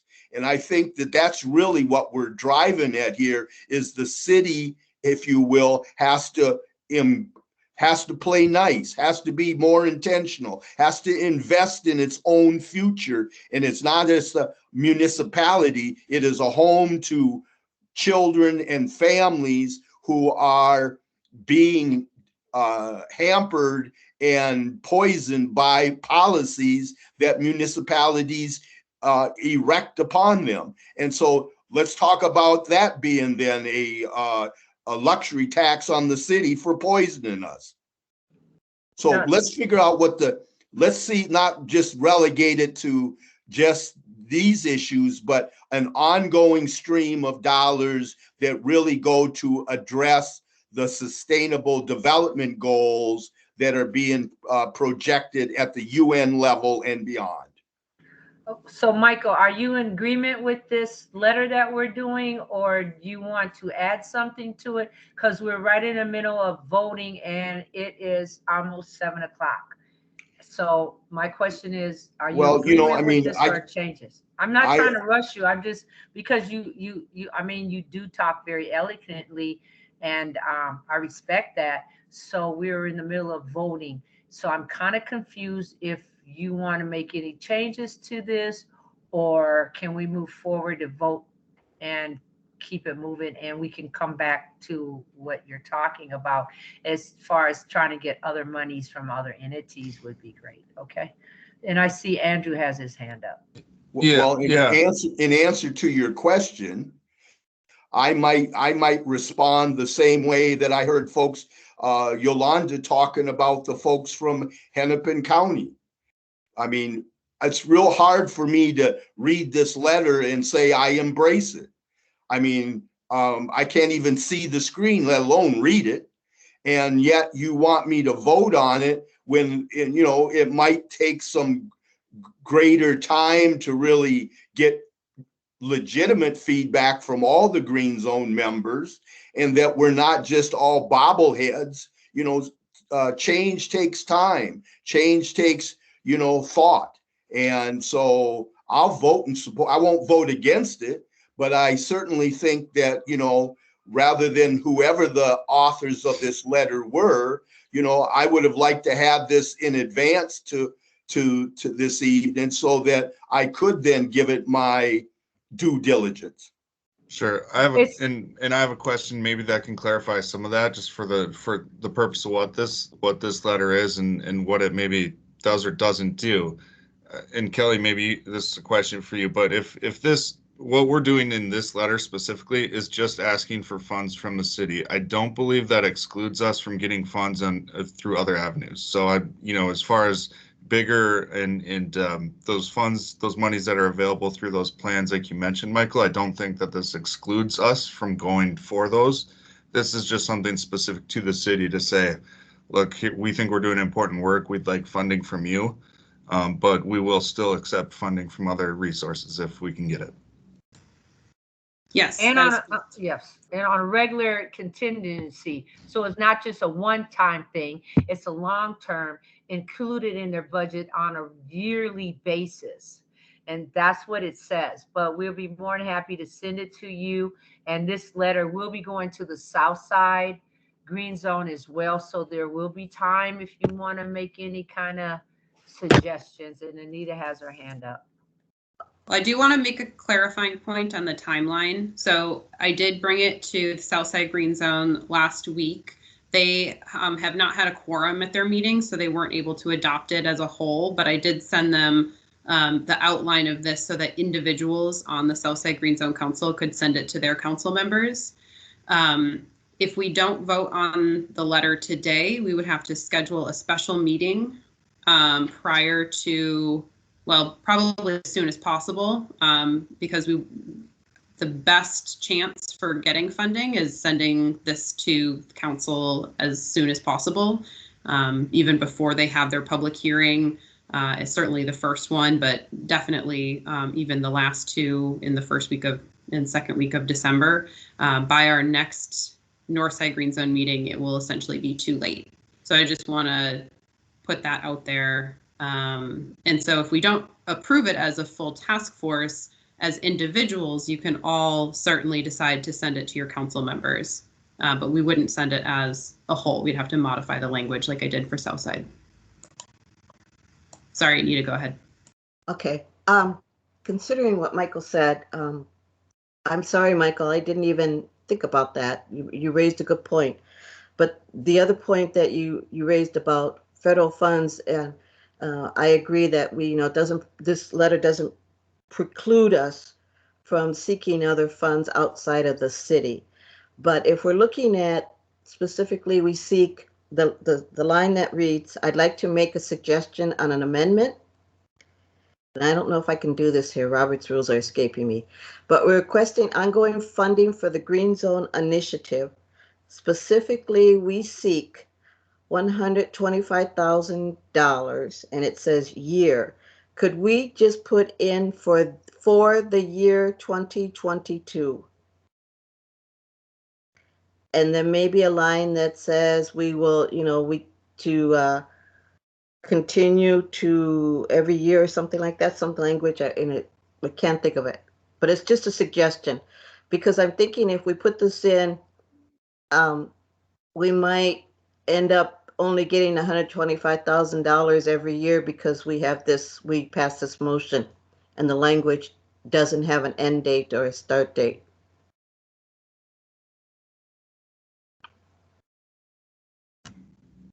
I think rearranging that wording is totally fair. I think the thought process behind us writing it was just getting to some recurring value, but I understand what you're saying. We don't want to cut ourselves short for future, if that amount needs to grow and we have it in writing that, they agreed to this, that I understand what you're saying 100%. Yeah. That's all.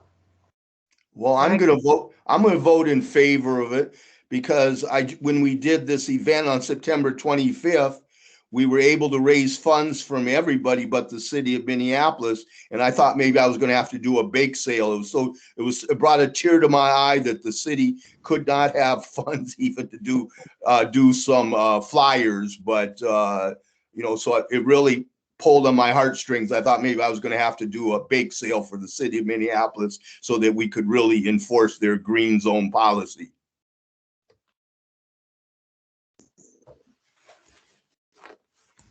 Vanessa, I see in the chat that you wrote, I agree. Was that you agree with Anita's amendment? Yes.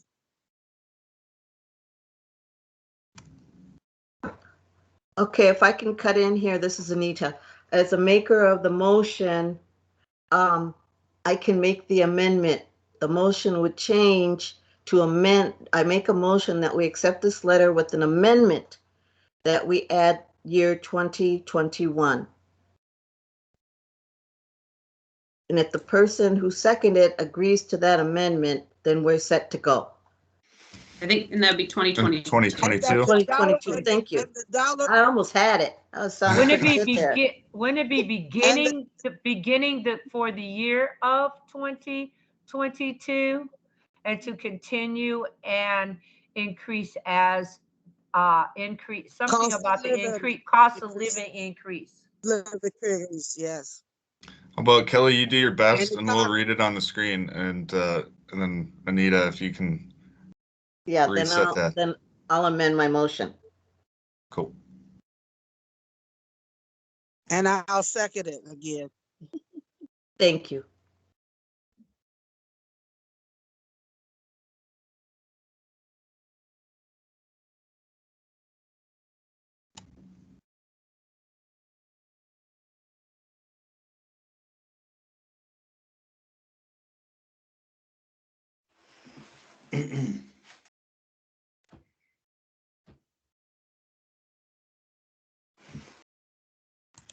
How does that look? So now it says specifically we seek $125,000 in 2022 for each green zone and increasing funds each year thereafter. I mean, does it need to say potential of increasing, or is increasing just we're stamping that saying we're going to up that each year no matter say what? say due to the increase of what was that, cost of living? Oh, cost of living and economic status.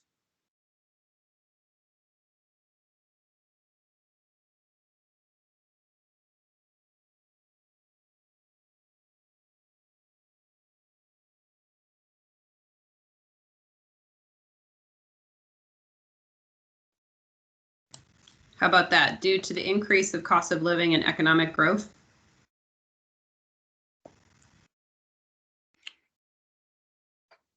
I don't think either of those two are justifiable rationale.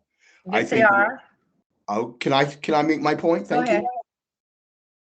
I think that it really, I mean, it wouldn't convince me, but if you could frame it around the necessities of the environment or the impact of environmental toxins, I think that that's the salient point, and not necessarily, they're not going to be concerned about the cost of living, because again, we're not saying where those funds are going. We're just generic. And so we can't really attribute it to cost of living or the dollar bill signs. It's got to be the rationale, I think, has to be framed on the impacts of pollution on our community and the consequences that they've rendered on our community. I think that's the critical justification that will move the needle for these folks to say, well, why are we adjusting the fee because of the impact? Okay, my hand's up. So this is Anita again. How about if we just make it short and simple, because now we're getting really wordy. If it says specifically we seek $125,000 in 2022 for each green zone and a joint review thereafter. That works. And then funds are needed for. Anita, can you clarify? Sorry. A joint review, meaning the city council or whoever has to increase those funds, and the green zone, whoever the members are, have that joint discussion and look at, does 2023 need an increase? Maybe not. Does 2024, 25? I mean, that's what I mean, a joint review thereafter.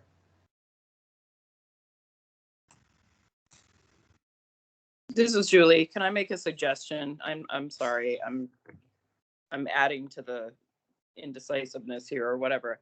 I think it needs to say ongoing funding at that 125 per green zone. And I know that folks want to have it be more than that over time. But if you ask for ongoing funding and you get it, then it will be assumed that it's going to be in next year's budget. And then you can ask for additional funding on top of those amounts. Just using the language that the council uses to talk about projects that they fund over time, or staff or anything like that. They say ongoing funding.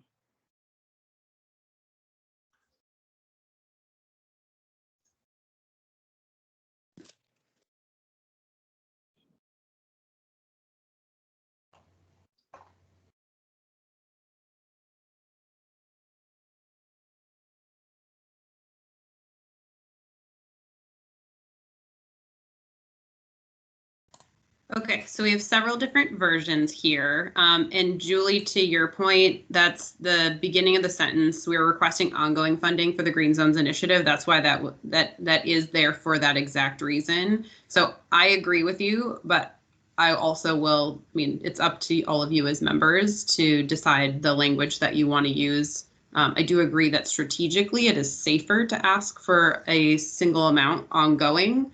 And like Julie said, then you can always ask for more in one-time funds year over year.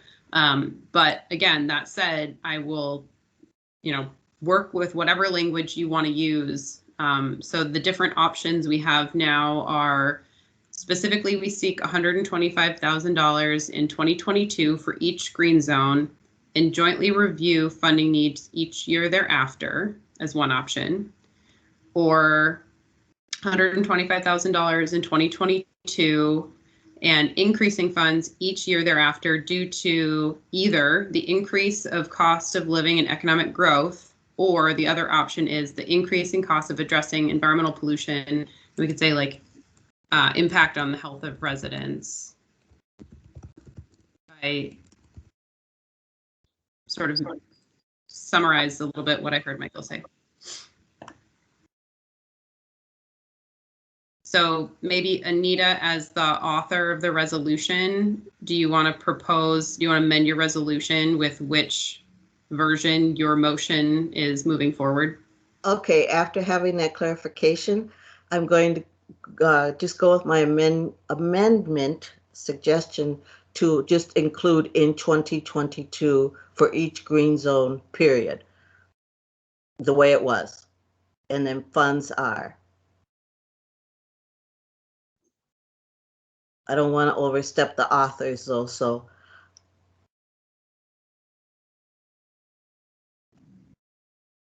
I like hearing from the lawyers and the people who've been in these positions. So thank you, Julie.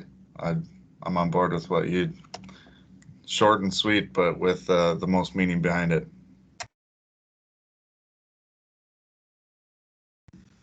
So Anita, I second.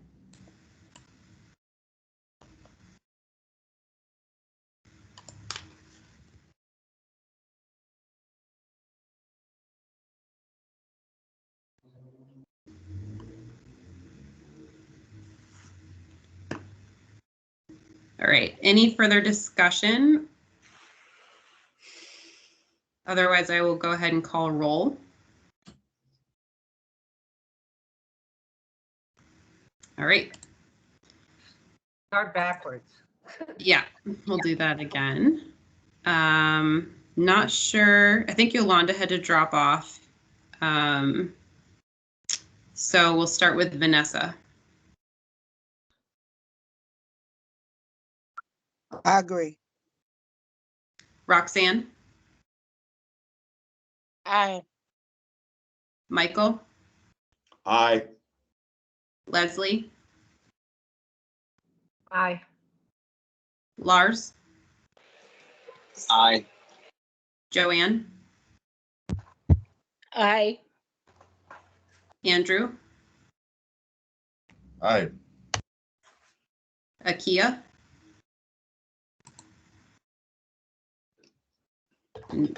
If your audio is still not working, go ahead and let us know.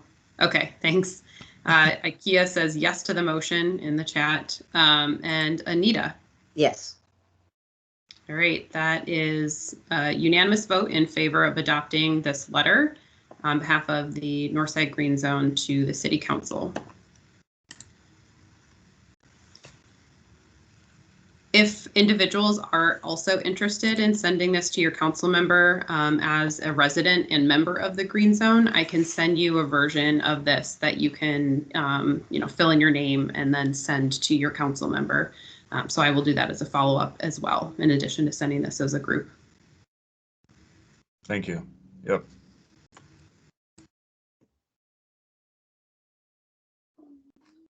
It's 7 o'clock and I don't know if we want to continue with the other items on the agenda or if people have things to do and we can break here, or it's about the billboards and creating a directory. but those things probably can still be put on hold for a minute because we do have that fund approved. Anita, your hand is still up. Oh, I'm sorry. I'll lower it. Does anybody have any other things before we step out and go our ways? And is everybody happy with how the meeting has turned out so far? I'd like to speak on that. I think you guys have done a great job. It was a great meeting tonight. And since you didn't cover all the items, so this would not be this meeting would not be closed. This meeting would be continued until the next meeting, and you will pick up at the agenda where after the minutes and the agenda and minutes vote, then you will start out with where we left off at on the bullet point where we left out at. That will be, and you will finish the agenda like that.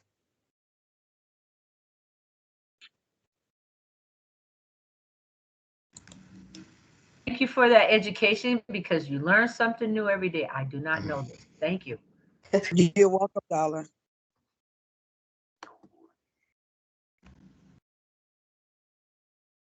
I think we covered some good stuff, and I'm open to doing that as well. One thing I just want to maybe put on the record or open up for conversation is it did seem like the conversation today with those reps or whoever from the county, it seems like they are open to continuing conversations on the front end and I think we should invite them back to be in more conversation to kind of spearhead that. Because it does seem like that's a plan for them going forward and not so much as, coming to us with, here's what we've decided. So the more input we can give them, I think that's pushing it in the right direction. So I would be open to conversation of that in our next meeting of how to be more involved with them.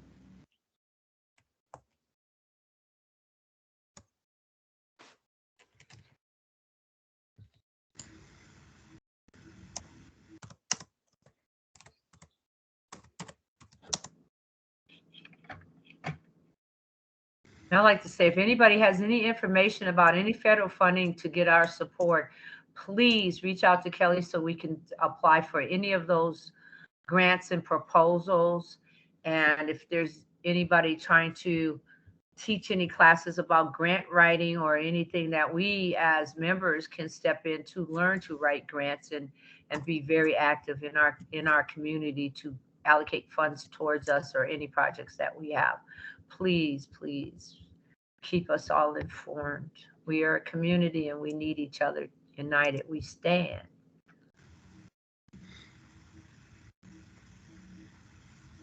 So I'm ignorant of how to end this since we have to continue it. Vanessa, can you please help us end this? Much obliged. Are there any to-do items, Kelly, that we need to? Yep, I have several. I'm going to share Hennepin County staff's email addresses with everyone. I'm going to send a version of the budget letter to all of you so you can send it to your council members as an individual. I'm going to remind people if you're interested in joining the group with Anita and others on Upper Harbor Terminal to connect with Anita. And then I'll be following up and sending the letter that you just approved as a group to City Council on your behalf. Okay, and with that being said, all minds clear. We'll continue this meeting until the next one. Have a great night, everyone. Our next meeting is scheduled for? It is December 7th, Tuesday, December 7th. I'll see you all at December 7th. Bye, everybody. Thanks, everyone. Bye. Happy Turkey Day. Stay safe.